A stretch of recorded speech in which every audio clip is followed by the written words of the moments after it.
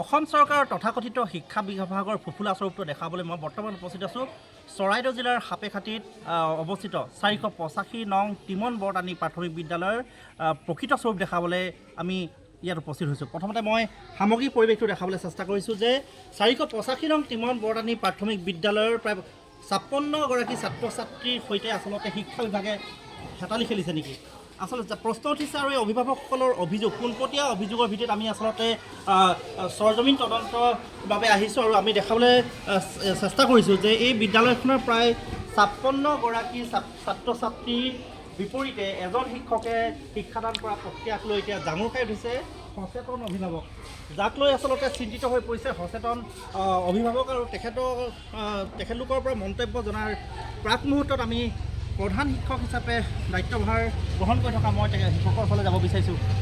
এজনীয়া শিক্ষকৰ যি মৰ্মবেদনা শিক্ষা বিভাগৰ ফুফুলা স্বৰূপ, কি ক'ব? হয়, মই বৰ অসুবিধা পাইছোঁ। আজিকালি বিভিন্ন কামৰ মাজত বিদ্যালয় চলাবলগীয়া হয়, আগৰ নিচিনা নহয়। ধৰি লওক অনলাইন কিছুমান সমস্যা আছে ইয়াত, এটেণ্ডেঞ্চ দিয়া, আকৌ অফলাইন এটেণ্ডেঞ্চ দিয়া, তাৰপৰা খাদ্য আৰু অন্যান্য চৰকাৰী বিষয়ৰ কামো মই কৰিবলগীয়া হয়, BLO কামো আছে। তেনেকৈ বিভিন্ন কামৰ মাজে আগবাঢ়ি যোৱাত বহুত সমস্যা আছে। অফিচৰ বিভিন্ন কামত মই সময়মতে উপস্থিত হ'বলৈ নোৱাৰোগৈ, কাৰণ বিদ্যালয় এৰিবও নোৱাৰি। আৰু এইফালে আপোনাৰ কিমানজন 56জন ছাত্ৰ ছাত্ৰী আছে। বিদ্যালয়তো অসুবিধা হয় আৰু তেনেকৈ বিভাগৰ লগত যোগাযোগ কৰিও বৰ্তমানলৈ একো সুবিধা সুফল পোৱা নাই। পূৰ্বতে কেইজন আছিলে শিক্ষক? আগতে দুজন আছিলে, যোৱা 24 মাৰ্চত এজন ৰিটায়াৰ হৈ গ'ল, আৰু তাৰপিছৰ পৰা এতিয়ালৈকে মই অকলে বৰ্তমান চলাই আছোঁ। হয়, এই আচলতে প্ৰকৃত পৰিৱেশ, প্ৰকৃত ছবি, আৰু ছবিয়ে কেতিয়াও মিছা কথা নকয়। আমি অসম চৰকাৰৰ শেহতীয়াকৈ শিক্ষা বিভাগৰ ফুফুলা স্বৰূপটো দেখাবলৈ চেষ্টা কৰিছোঁ আৰু অভিভাৱকসকলৰ যি অভিযোগৰ ভিত্তিত আমি আহি উপস্থিত হৈছোঁ আৰু বহুখিনি কথা জানিবলৈ চেষ্টা কৰিম। অসম চৰকাৰৰ শিক্ষা বিভাগৰ যি ফুফুলা স্বৰূপ, সেই ফুফুলা স্বৰূপৰ সন্দৰ্ভত অভিভাৱক হিচাপে আপোনালোকৰ ছাত্ৰ ছাত্ৰীসকল ইয়াত পঢ়ে, এজন মাত্ৰ শিক্ষক, কি ক'ব শিক্ষা বিভাগৰ প্ৰতি, অসম চৰকাৰৰ মুখ্যমন্ত্ৰীৰ প্ৰতি? মই বৰ্তমান ক'ব বিচাৰিছোঁ যে আমাৰ এই বিদ্যালয়ৰ অতি দুখ লগা অৱস্থা হৈ আছে। যিহেতু এজনে শিক্ষক বৰ্তমান কাৰ্য চলাই আছে, দুজন শিক্ষকৰ এজন ৰিটায়াৰ হোৱা আজি 4-5 মাহেই হ'ল, কিন্তু আজিলৈকে আৰু এজন শিক্ষক, এজন নহয় আৰু দুজনেই প্ৰয়োজন, কিন্তু এতিয়ালৈকে আমাৰ অফিচৰ পৰা কোনো এজন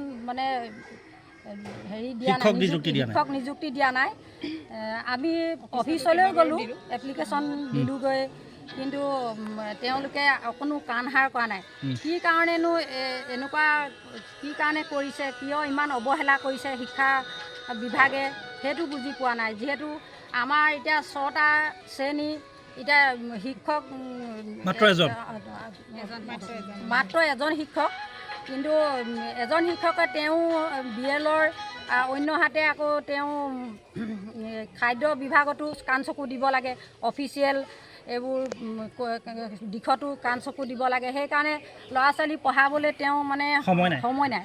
আৰু এটা বিশেষ কথা, আপোনাৰ যি সময়ত ব্যক্তিগত খণ্ডৰ বিদ্যালয়সমূহত যথেষ্ট আগবাঢ়িছে, সেই সময়ত চৰকাৰী বিদ্যালয় খণ্ডৰ এই ৰূপ, অভিভাৱক হিচাপে আৰু কি আহ্বান জনাব নি মুখ্যমন্ত্ৰী? কিবা আমি মুখ্যমন্ত্ৰীলৈ আহ্বান জনাইছোঁ যে বৰ্তমান চৰকাৰী বিদ্যালয়বোৰত কিয় অৱহেলা কৰিছে, এতিয়া চকু দিব লাগে মুখ্যমন্ত্ৰী।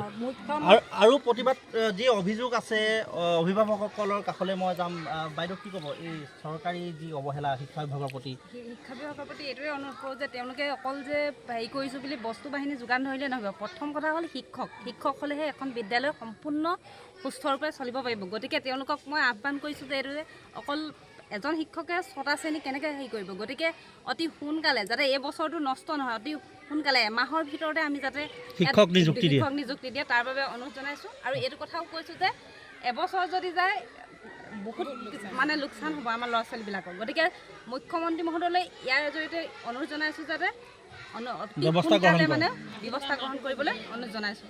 হয়, 1952 চনতে প্ৰতিষ্ঠা লাভ কৰা 452 নং যি টিমন বৰতানী প্ৰাথমিক বিদ্যালয়ৰ যি অৱস্থা এই অৱস্থাৰ প্ৰতি আচলতে অভিভাৱকসকল চিন্তিত হৈ পৰিছে আৰু ক'ব লাগিব যে ব্যক্তিগত খণ্ডৰ বিদ্যালয়সমূহৰ যি ধামমুখীয়া যি প্ৰতিযোগিতাৰ লগত ফেৰ মাৰিব পাৰিব নহয় বৰ্তমান চৰকাৰী বিদ্যালয় কি ক'ব এই বিদ্যালয়ৰ স্বৰূপ প্ৰশাসনৰ ব্যৱস্থা কোনো নাই খুব পুতৌ লগা এটা অৱস্থা আমাৰ বিদ্যালয়খন মই দুটামান প্ৰশ্ন অৱগত কৰিবলৈ লৈছোঁ মাননীয় শিক্ষামন্ত্ৰী ডাঙৰীয়া দেওক 6টা শ্ৰেণীকোঠা আৰু এজন শিক্ষকে শ্ৰেণীকোঠা 6টা শ্ৰেণী কিদৰে কাৰ্য সম্পাদন কৰিব পাৰে নে এনেকুৱা নতুন কিবা প্ৰক্ৰিয়া কৌশল উলিয়াইছে নেকি সম্প্ৰতি এই চৰকাৰখনে আকৌ ৰান্ধনি ইফালে তেখেতৰ আকৌ আছে BLOৰ দায়িত্ব আকৌ ৰন্ধন প্ৰকৰণৰ এটা প্ৰক্ৰিয়া আছে ৰান্ধি মেলি ফটো মাৰিব লাগে নে তেওঁলোকে সেইজনক কেৱল ফটো মাৰি খাদ্য দিছোঁ আকৌ আনফালেদি আমি যদি চাওঁ চৰকাৰী বিদ্যালয়বিলাকক অলপ উন্নীতকৰণ কৰিছোঁ ফুপুলা এটা বিজ্ঞাপন আমি দেখিছোঁ আনহাতেদি যদি চৰকাৰী বিদ্যালয়সমূহত তেওঁলোকে প্ৰকৃত উন্নয়ন সাধিছোঁ বুলি কয় তেতিয়াহ'লে আজি এই বিদ্যালয়খনৰ অৱস্থা কিয় এনেকুৱা এজনে শিক্ষকে 6টা শ্ৰেণীকোঠা চলোৱাটো কোনো কাৰণতে সম্ভৱ নহয় গতিকে প্ৰশ্ন সুধিছোঁ মাননীয় শিক্ষামন্ত্ৰী ডাঙৰীয়া আপোনাৰ যি শিক্ষা নীতি যি শিক্ষা ব্যৱস্থা এই শিক্ষা ব্যৱস্থাৰ আমাৰ এই বিদ্যালয়খন অন্তৰ্ভুক্ত হ'বনে এজন শিক্ষকে আমাক কোনো কাৰণতে আমাৰ নহয় একেবাৰে কম বুলিও 6টা শ্ৰেণীকোঠাত 5জন শিক্ষক লাগে এখন বিদ্যালয়ত শিক্ষয়িত্ৰী হওক কাৰণ অকল শিক্ষকে নহয় এখন বিদ্যালয়ত